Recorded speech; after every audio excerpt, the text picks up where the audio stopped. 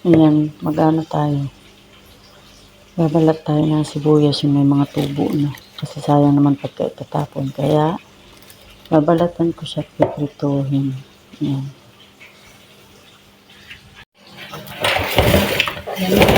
Yes.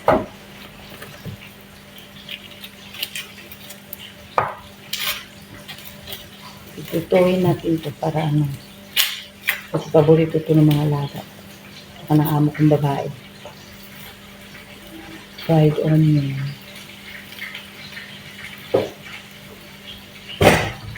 Marami yan isang pelanggan.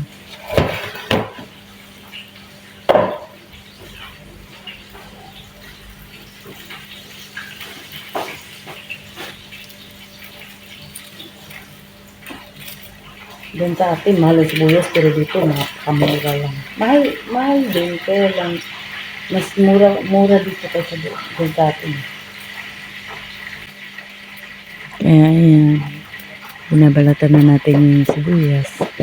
Habang binabalatan natin yung sibuyas, naiiyak ako kasi sobrang tapang ng sibuyas. At saka pinag-forward ko na yung video kasi sobrang haba kasi siya. Kaya ngayon, kuha muna ako ng asin para pangintay sa sibuyas kasi sobrang tapang talaga siya.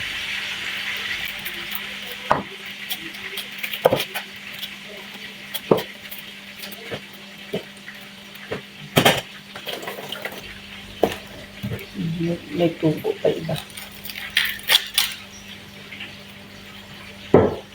Kasi ganito, hindi nila natin.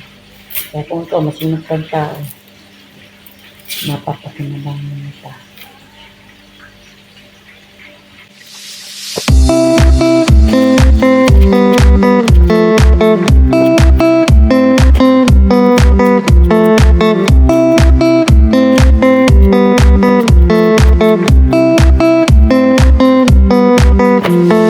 At yan na nga mga bakla, natapos na natin balatan ang sibuyas. Kaya nakita nyo yung balat o isang planggana muli. Tsaka isang strainer na sibuyas yung nabalatan na natin. Kaya natapos tayo magbalat. Ngayon, isusunod natin yan. Huhugasan natin yan ngayon. Kasi para malinis na. O, diba? O, diba? Yaman sa tubig. Hugasan natin yung sibuyas. Pagkatapos natin hugasan, kailangan natin salain yan para matiktik yung tubig niya. Kasi pag hindi natin i-strainer yan, magbasa-basa yan dun sa palanggana na paglalagyan natin at pagtitimplahan natin. Kaya kailangan hugasan natin mabuti ang sibuyas. Kasi marami pa rin nandidikit dyan ng mga balat. Yan, kung nakikita nyo.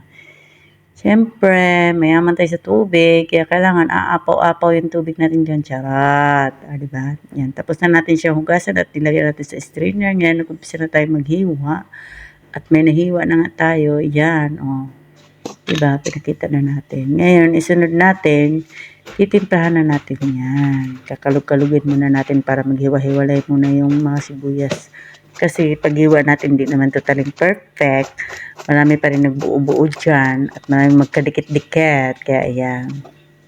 Sunod na natin. Timpla na natin siya ng black pepper powder. O diba taray? English pa talaga. Black pepper powder. Isunod natin ang asin. Asin talaga. Asin ay da. Isunod natin yung asin. Ayan. Yung makikita nyo. Lagyan na natin siya. Tapos pagka natin timplahan yan, lagyan natin siya ng harina. Isunod natin, lagyan natin. Yan yung magiging ano niya. Yan lang yung tinitimpla ko sa sibuyas. Yung iba nga, hindi pa nilalagyan ng black pepper tsaka asin. Pero ako nilalagyan ko siya kasi gusto ng mga alaga ko at amo ko. Grabe ang tapang na sibuyas. Kaya nga, halu-haluin muna natin siya para mag-mix yung mga panimpla na nilagay natin sa sibuyas.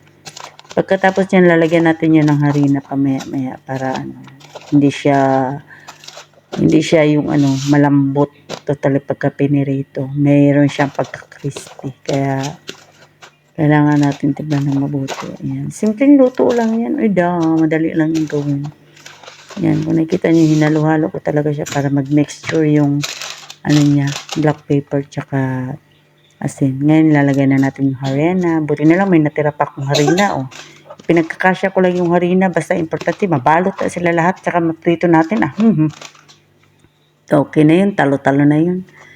Kasi hindi nga nakabili ng harina, kaya yan. Pinagkasya ko lang yung natirang harina ng kapiranggot. Nakikita nyo, naluhalo ko siya para lang talaga, malagyan talaga halos sa mga sibuyas. Para hindi, pagka pinirito mo kasi siya, pag walang harina, iba yung luto niya. Siya, kumbaga sa malambot. Pagka may harina kasi crispy siya. Magiging siya, crunchy. Di ba taray? Crunchy talaga.